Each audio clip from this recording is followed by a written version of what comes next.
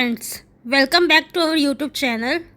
Today we are discussing Unit 2 of Indian Economy, the course that will be discussed in BCom program in IGNOU.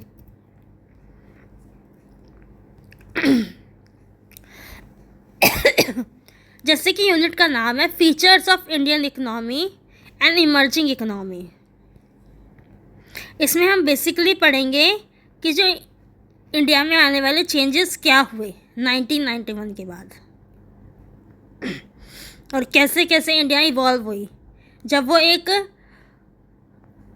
Pre independence के बाद जो उसके अंदर developments आई उनके बारे में हम यहाँ डिस्कशन करेंगे, क्या क्या रिफॉर्म्स हुए।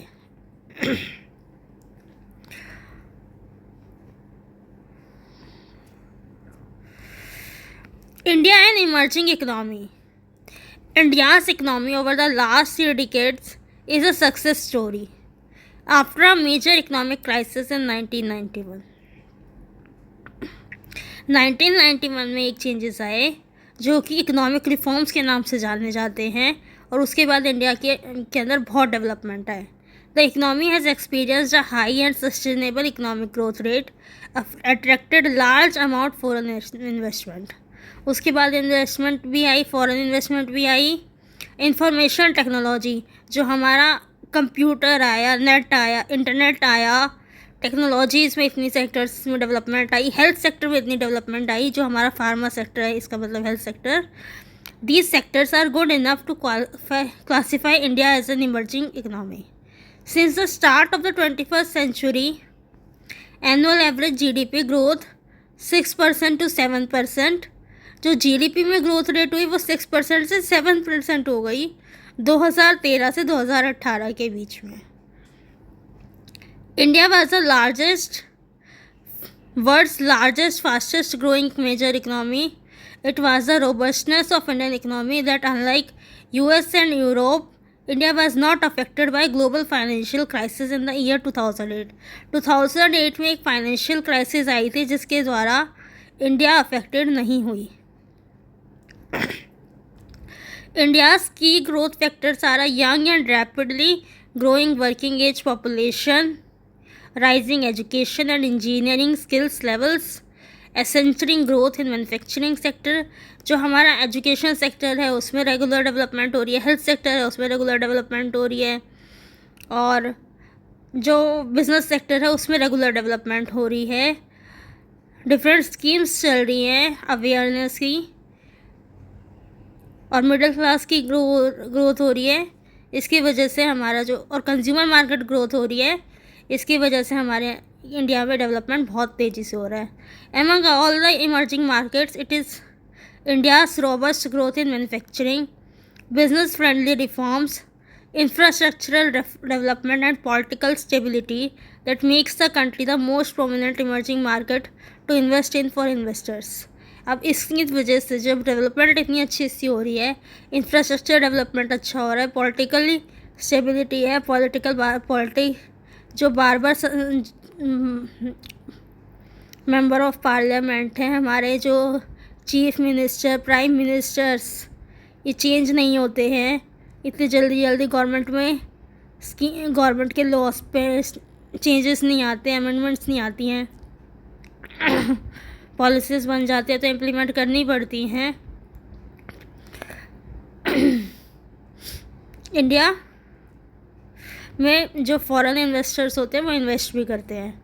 According to IMF world economic outlook April 2016, India ranks 4th among the list of the world's fastest growing economies with a growth projection of 7.2% for the fiscal year 2017.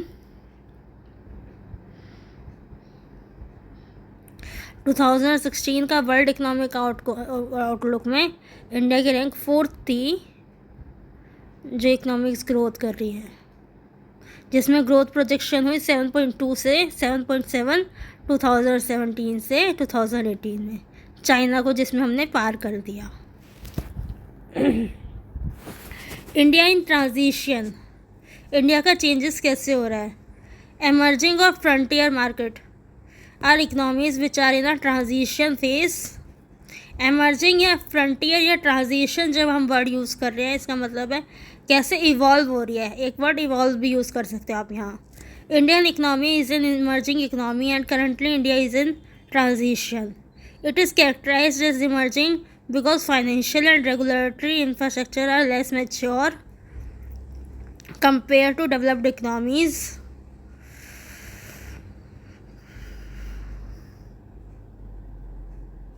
अभी इंडियन कंट्री ट्रांजिशन में है, क्योंकि लेकिन हमारा जो जितना है अभी अच्छा infrastructure, financial sector, health sector, political stability, वो डेवलप्ड कंट्रीज़ के मुकाबले कम है, तो ये ट्रांजिशन में है। दो कैरेक्टराइज बाय लो पर capital income, Indian economy is growing at an unprecedented rate. Indian economy grow कर रही है पहले से ज़्यादा रेट पर, लेकिन अभी भी कम है। Economic reforms that began 25 years ago have transformed India, but used to be poor, slow growing country, now the third largest gross domestic product in the world with regard to purchasing power parity, and is projected to be the fastest growing major economy in the world. जो economic reform 1991 में हुए थे 25 साल पहले, उसमें उस time पे जो कंट्री बिल्कुल पुअर थी, जिसके पास अपने बिल्स भरने के लिए पैसे नहीं थे, वो आज स्लोली कर करके third largest gross domestic product है उसकी परचेजिंग पावर पैरिटी काफ़ी अच्छी है, वो फास्टेस्ट ग्रोइंग मेजर इकनॉमी में आ रही है 2016 में। The Indian GDP rose from 266 billion in 1991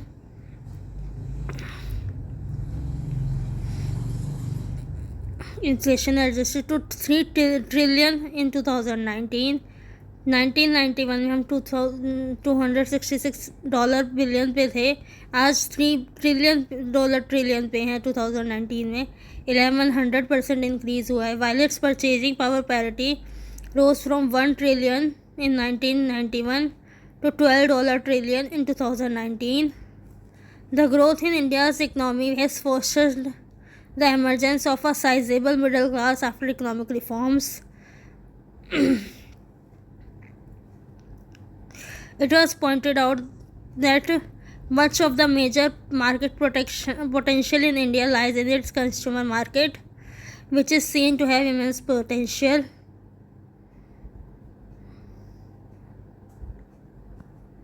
It is accepted that India's middle class will determine the consumer potential for Indians. At the stage of India development, the middle class is predominantly rural, and it is argued that this market potential has scarcely been tapped.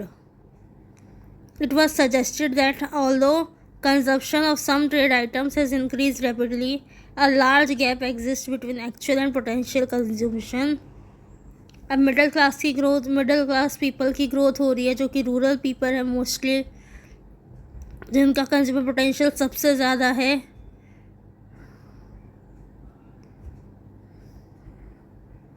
अभी भी actual consumption हो रहा है और जो potential consumption हो सकता है उसमें गैप है। Statistics reveal a high level of aspiration, a fast changing pattern of consumption and a higher level of penetration of these lower income levels than would be expected. India is currently in the throes of a boom for consumer products. अब ज़्यादा लोग products को assess कर पा रहे हैं, उनका use कर पा रहे हैं, जिससे कि कंजम्पशन पैटर्न्स भी बेटर हो पा रहे हैं और न्यू वैल्यूज़ निकल के आ रही है कंजम्पशंस में। The external sector of Indian economy is also performing well under the new economic policy. Exports, which had been treated as a residual category before economic reforms, have now received a place of prominence in our economic strategy. जो external sector है Indian economy का,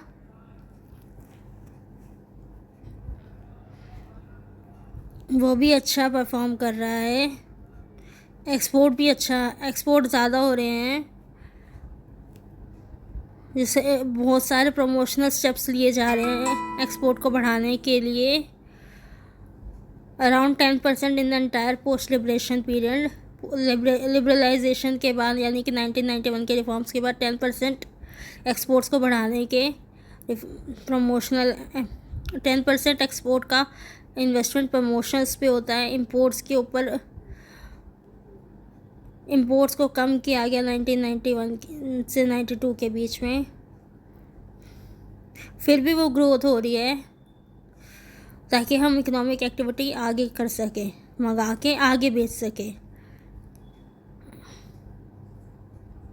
पर लेकिन 90 से 96 के बीच में import कम थे, growth, imports हमेशा कम रहे हैं एक्सपोर्ट से, जिससे कि बैलेंस ऑफ ट्रेड में हमारा पॉजिटिव बैलेंस रहा है।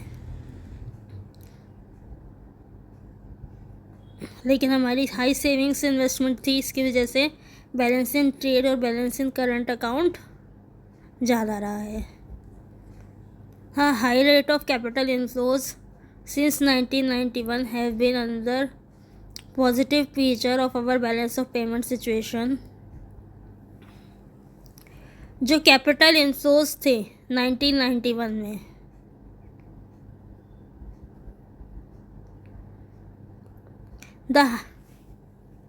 The high rate of capital inflows, अब कैपिटल आ रही है 1991 में, जो हमारे पॉजिटिव बैलेंस ऑफ पेमेंट को उसने करा था। Furthermore these inflows have been preponderantly for the non-debt creating variety with net foreign borrowings constituting only about 20% of the total capital inflows during 1993-95. Capital inflows are mainly taking the form of foreign investment, which was grown by around 85% from 1990 to 1991 to 1995 से 6. जो capital inflows आई थी, जब हमारा 1990 से 1991 पे हमारे पास एक ऐसी सिचुएशन थी जब हमारे पास अपने हम डेफिसिट में चले गए थे, फिस्कल डेफिसिट में। हम दूसरी कंट्रीज से लिए हुए लोन्स को चुका नहीं पा रहे थे। तब हमने IMF से बोरोइंग्स ली थी, और जिस टाइम पे हमारी सिचुएशन ऐसी थी कि IMF को भी लगा कि हम चुका नहीं पाएंगे अभी, तो उन्होंने हमसे सिर्फ इतना कहा, आपको अपनी कंट्री में कुछ लिबरलाइजेशन करनी होगी, कुछ इंडस्ट्रीज़ को प्राइवेटाइजेशन करना होगा, और वर्ल्ड ट्रेड के लिए अपनी पूरी कंट्री के सभी सेक्टर्स को खोलना होगा, ट्रेड के लिए ओपन करना होगा। यानी कि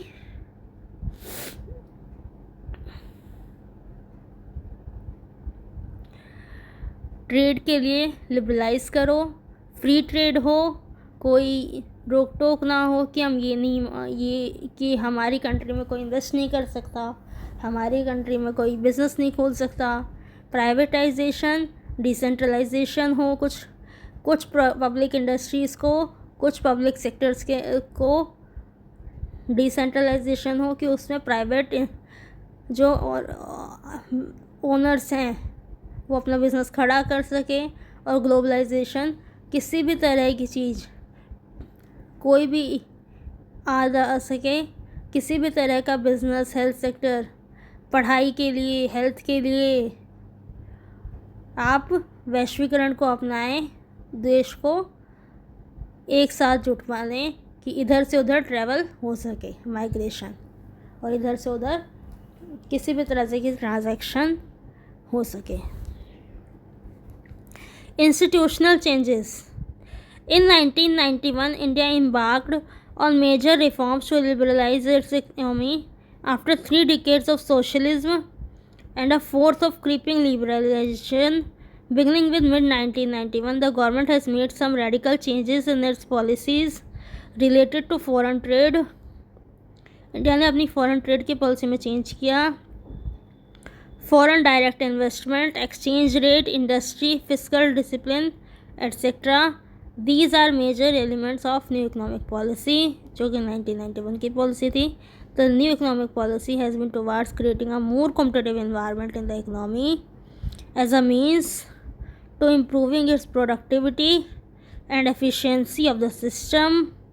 This has to be achieved by removing the barriers to entry and the restriction on the growth of firms. The measures adopted in the new economic policy can be grouped in three categories, namely liberalization, privatization, and globalization.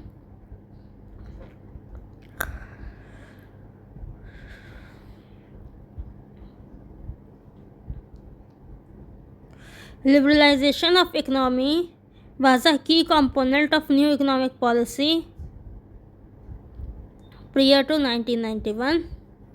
There were several types of controls on private business enterprises imposed by the government. Some of these controls were, government ने काफ़ी control लगवा रखे थे private businesses पर, जैसे कि licensing from the government. पहले आपको गवर्नमेंट से लाइसेंस लेना पड़ेगा. प्राइस कंट्रोल, इससे ज़्यादा नहीं बेच सकते, इससे कम नहीं बेच सकते. इंपोर्ट लाइसेंस, आप इंपोर्ट कुछ भी मंगा रहे हो तो लाइसेंस लो, लाइसेंस होना चाहिए आपके पास, तभी आप मंगा सकते हो. पूरी गवर्नमेंट से सारे ऑफिशियल वर्क कराने पड़ेंगे. फॉरेन एक्सचेंज कंट्रोल, जो मार्केट का प्राइस सेट होगा वो फॉरेन एक्सचेंज में सेट होगा. मोनोपोली रिस्ट्रिक्शंस, कुछ सेक्टर्स में मोनोपोली आप नहीं कर सकते और किसी चीज़ में पब्लिक सेक्टर की ही मोनोपोली रहेगी. As a result of these controls there were several hindrances in the economic growth, जिसकी वजह से इकोनॉमिक ग्रोथ नहीं हो पाती. This included corruption, delays, inefficiency. In the NEP, the emphasis was placed on market forces, namely supply and demand. Liberalization steps can be broadly grouped into two categories: industrial sector reforms and financial sector reforms. Industrial sector reforms में आपके क्या क्या आएंगे? Abolition of industrial licensing and registration except these 5. Defence में आपको कोई licence की ज़रूरत नहीं है, नहीं, डिफेंस में आपको लाइसेंस लेना पड़ेगा. Industrial explosives, cigarette, alcoholic drinks, dangerous chemicals. Diminished role of private public sector and establishment of disinvestment ministry to withdraw from the public sector enterprises. It has been explained later under privatization. Public sector का role diminish कर दिया गया, कम कर दिया गया, और किसी किसी सेक्टर में पब्लिक सेक्टर को ख़त्म कर दिया गया. Dereservation of production areas, कुछ production areas small scale industries के लिए रिजर्व कर दिए गए दोबारा से. Abolition of monopolies and restrictive trade practices, MRTP को ख़त्म कर दिया गया 1969 में. All these companies having assets worth ₹100 crore or more were called MRTP firms. जिनकी 100 करोड़ से ज़्यादा की टर्नओवर था या एसेट से, उनको पहले रिस्ट्रिक्शंस थी उनके ऊपर. Now these firms have not to obtain prior approval of the government for taking investment decision. अब इन्हें इन्वेस्टमेंट के लिए कोई डिसीजन लेने की ज़रूरत नहीं थी गवर्नमेंट से.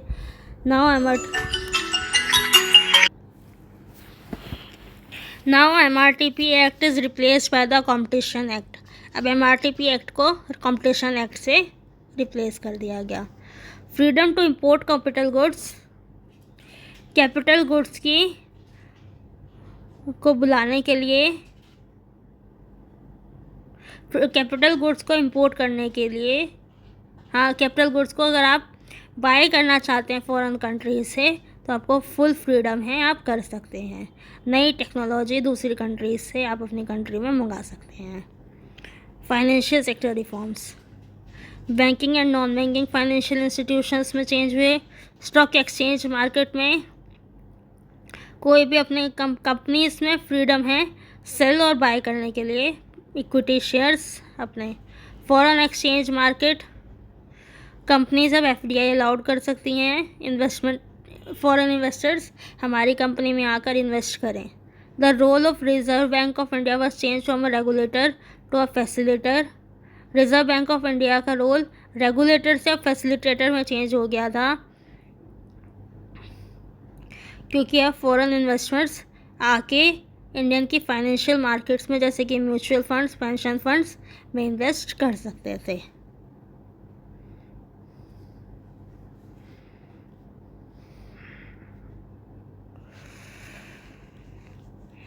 आगे का हम नेक्स्ट क्लास में पढ़ेंगे।